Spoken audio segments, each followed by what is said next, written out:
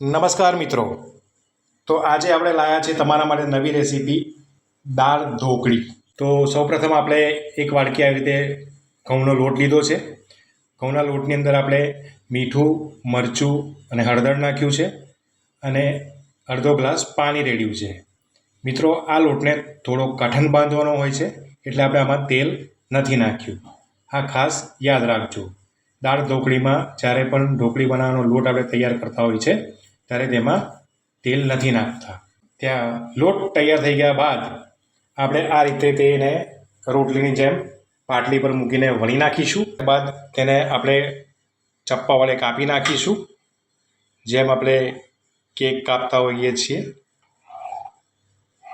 આમ સરસ રીતે તેના ટુકડા કરી નાખીશું, કાપી નાખીશું.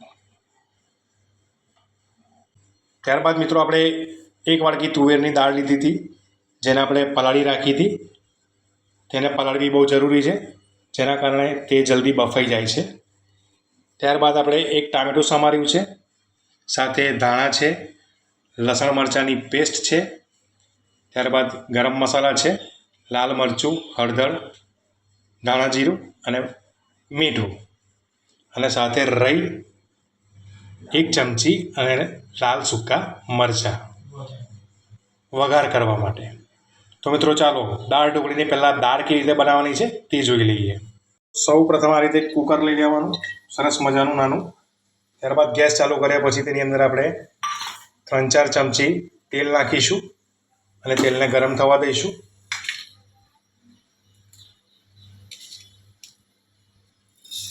તેલ ગરમ થઈ ગયું છે મિત્રો, એટલે એની અંદર આપણે સૌપ્રથમ 1 ચમચી રાઈ નાખી દીધી છે. હવે આપણે રાઈને તતડવા દઈશું. રાઈ તતડી ગઈ છે મિત્રો, એટલે આપણે એની અંદર હવે 2 લાલ મરચાં, સૂકા મરચાં નાખી દઈશું. સૂકા મરચાંને કકડા કરીને નાખવા, જેથી તે કુકરની અંદર ફાટે નહીં, ફટાકડાની જેમ ફૂટે નહીં. ત્યારબાદ આપણે એક ટામેટું સમારેલું હતું તે નાખી દઈશું.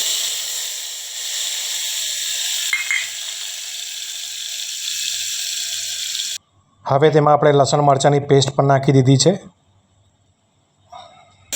ત્યારબાદ બધા ગરમ મસાલા નાખી દઈશું, મીઠું, મરચું, હળદર અને ધાણા જીરું. તેને બરાબર મિક્સ કરીશું, હલાવીશું. ત્યારબાદ એમાં આપણે દાળ નાખી દઈશું. એક વાડકી દાળ જે પલાળી હતી તેને નાખી દઈશું. દાળ ઢોકળી બનાવતા પહેલાં આપણે તુવેરની દાળને 10 મિનિટ વાડકીમાં કાઢીને પલાળી રાખી હતી અને તેને ધોઈ નાખી હતી. 10 મિનિટ પલાળવાથી દાળ એકદમ સોફ્ટ થઈ જાય છે અને જલ્દી બફાઈ જાય છે.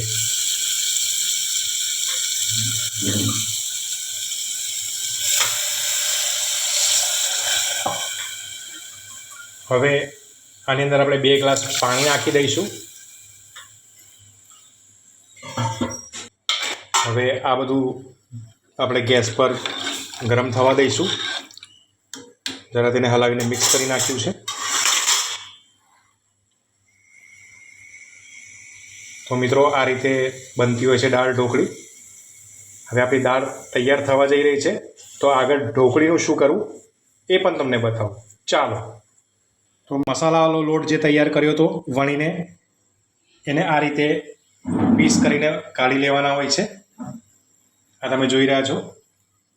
આ રીતે તેને જે આપણે પીસ કર્યા હતા વણીને, તેને આ રીતે છૂટા કરી દેવાના હોય છે. તેને કાપ્યા બાદ આપણે આ રીતે ડીશમાં કાઢી લઈશું, જેથી આપણને આપણી દાળ બની રહી છે તેમાં નાખતા ફાવે. દાળ તૈયાર થઈ ગઈ છે મિત્રો. આપણે બધા જ ઢોકળીના પીસ કાપેલા અંદર નાખી દઈશું. મિત્રો, તમને અમારી બનાવેલી રસોઈ જો ગમતી હોય તો પ્લીઝ અમારી ચેનલને લાઈક કરજો, શેર કરજો અને સબસ્ક્રાઈબ કરજો. અને કમેન્ટમાં કહેજો કે અમારી બનાવેલી રસોઈ તમને કેવી લાગે છે તે. મિત્રો, આપણી ઢોકળી ઉકળી રહી છે સરસ મજાની. હવે આપણે એની અંદર ધાણા નાખી દઈશું. તેને જરા હલાવીને મિક્સ કરી દઈશું. મિત્રો, આ ઢોકળી અમે જરા થોડી તીખી બનાવી છે, અને જો તમારે આ ઢોકળીને ખાટી મીઠી બનાવવી હોય તો તમે આમાં લીંબુના ફૂલ કે લીંબુ પણ નાખી શકો છો, અને એક ગોળનો કકડો કે ખાંડ પણ નાખી શકો છો. આપણે કુકરનું ઢાંકણ બંધ કરી દઈશું અને માત્ર 2 જ સીટી વાગવા દઈશું મિત્રો. 2 સીટી વાગશે એટલે આપણી દાળની ઢોકળી તૈયાર થઈ જશે.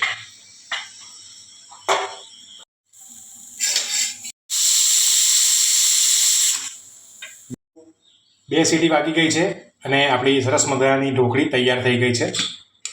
મિત્રો 2 સીટી વાગ્યા બાદ કુકરને થોડી વાર ઠંડુ થવા દેવાનું, ત્યારબાદ જ ખોલવાનું. તમે જોઈ શકો છો કેટલી સરસ મજાની દેખાઈ રહી છે આપણી દાળ ઢોકળી. બહુ જ સારી રીત છે મિત્રો, તમે પણ બનાવવાનો ટ્રાય કરજો. હવે આપણે આને એક સરસ મજાના બાઉલમાં કાઢી લઈએ. તો આ રીતે બનતી હોય છે દાળ ઢોકળી. ટેસ્ટફુલ હેલ્ધી દાળ ઢોકળી.